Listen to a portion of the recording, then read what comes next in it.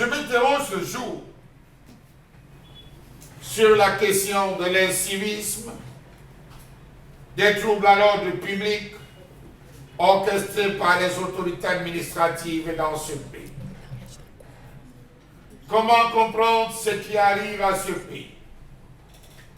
Le week-end dernier, les habitants de la ville de Douala ont vécu un calvaire à nul autre pareil, partant de l'aéroport de Douala, traversant le quartier Akwa jusqu'au quartier Deido, en passant par le rond-point qui porte le même nom. À cause de quoi, point d'interrogation, telle et telle réponse, ou les questions qui appelaient à des réponses, les usagers n'avaient aucune réponse. Chacun posait la question baissant la vitre. Qu'est-ce qui cause les embouteillages devant? Est-ce qu'il y a un accident? Quelle est la situation? Beaucoup de points d'interrogation. Avec nos frères policiers, agents des forces de maintien de l'ordre, qui n'avaient que une seule réponse. Attention, un cortège passe, un cortège présidentiel. Oui, la présence surprise du chef de l'État centrafricain, présent dans la capitale économique pour assister à un match opposant l'équipe d'Angola à l'équipe de la République centrafricaine comptant pour les éliminatoires de la Coupe d'Afrique des Nations CAN 2023. Précisons pour ceux qui ont pu observer que ce fut un déplacement massif de personnalités politiques, d'hommes d'affaires et de hauts fonctionnaires centrafricains vers Douala pour assister au match. Précisons que ce match a été organisé à Douala parce que le stade offert par le président ou l'ancien président Ange Félix Patassé à la jeunesse centrafricaine se trouve dans un état de délabrement avancé parce que longtemps utilisé comme centre commercial et lieu de réunion politique par les différents régimes. Le stade est tombé dans une insalubrité totale alors que la Fédération centrafricaine de football demandait juste 800 millions de francs CFA pour la réhabilitation de ce stade. Passons.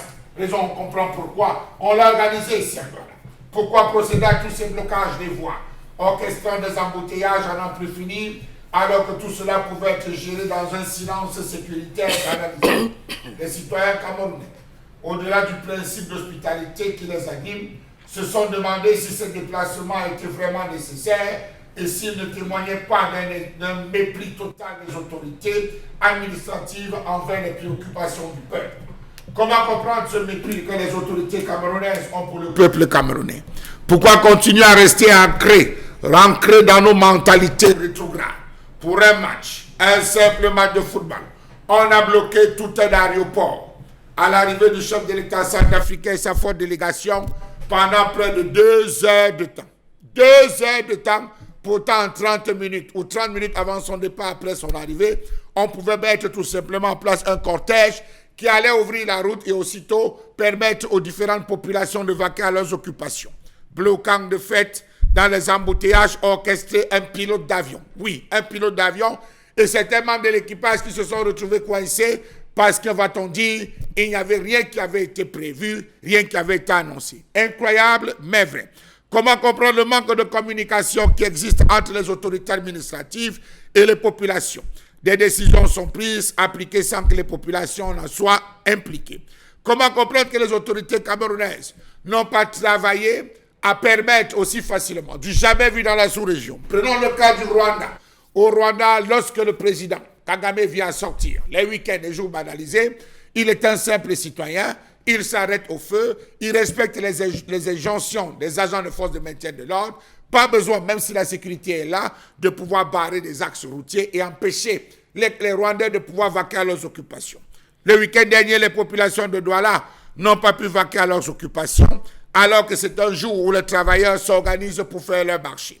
Pourquoi les autorités n'ont-elles pas pris sur elles de définir un circuit bien simplifié pour éviter de contrarier autant les populations? Comment comprendre que tous les points névralgiques de la ville étaient bloqués pendant de longues heures, impossible de sortir, impossible d'entrer parce que les autorités administratives l'ont décidé? On ne pouvait pas traverser Bonabéry. C'était bloqué au niveau du rond-point d'Eido. Impossible de circuler. D'Eido, école publique, impossible de circuler. D'Eido, feu rouge Bességué, gravissime. En quoi? Alors là, les 2 boulevards, circuler était tout un problème parce qu'on disait apparemment que toute cette forte délégation était descendue dans un hôtel de la place. Il fallait bloquer, sécuriser, empêcher les gens de se déplacer. Même les mouches ne pouvaient bouger. Village.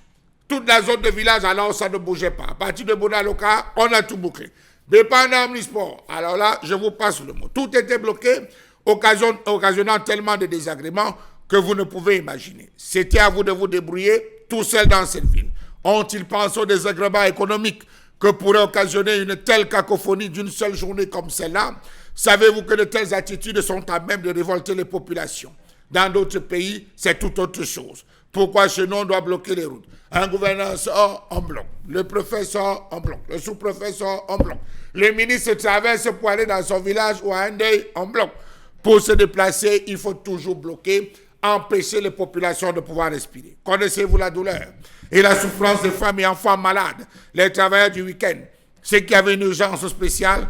Non et non, dans une république, on n'a pas besoin de cela. Boucler toute une zone pendant des heures, pénalisant de fait la population.